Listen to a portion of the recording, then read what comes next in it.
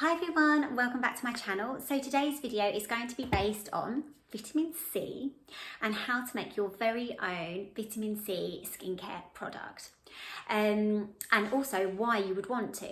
So if this is your first time to my channel, all my videos are based on beauty and skincare. I am also a Body Shop at Home consultant, but everything that I talk about is of my own opinion. So if that is your thing, please hit the bell, hit subscribe so you don't miss a thing, and let's just get started. So vitamin C skincare products and how to make your own. But let's start with why you might want to make your own. There are a couple of reasons. One of my own personal reasons why I like to make my own is because you know exactly what goes into it, and it's not going to have too many ingredients in that could potentially upset your skin. It's just going to be literally pure vitamin C toner for your skin, and you're going to know that when you start using this product, it's the vitamin C that is giving your skin that amazing glow and radiance and glass-like effect. I absolutely love it. Vitamin C has got so many skincare benefits. But the second reason that you might want to make your own is because vitamin C is a very unstable skincare ingredient, and it can oxidize very quickly once it's exposed to daylight and oxygen. So you just have to be really careful. There are ingredients that help keep it stabilized, like ferulic acid, but you can make your own fresh every day and absolutely know that it hasn't oxidized.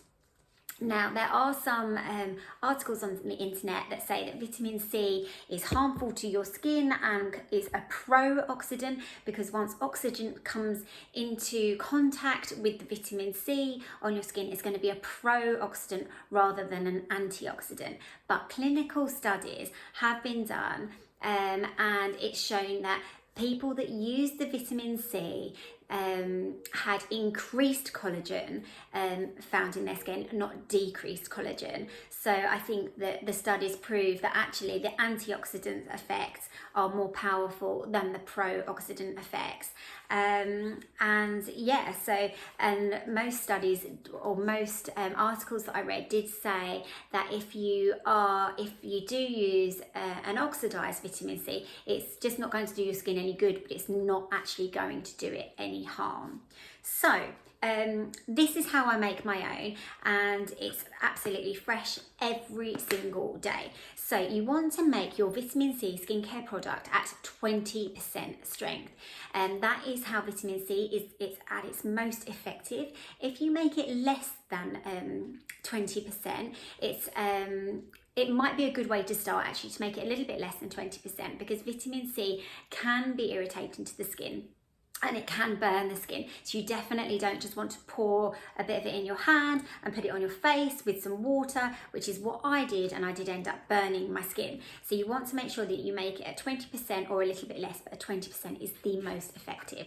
So what I actually do is I just grab a teaspoon and I grab my vitamin C powder, and I just get sort of just a little bit less than a level teaspoon of vitamin C powder, pop it into my glass, and then I get my cooled boiled water, so you know that it's nice pure water, and I just get a teaspoon of that, and I do 4 teaspoonfuls of the cooled boiled water onto the powder, and then I just stir it up and let it dissolve into the water.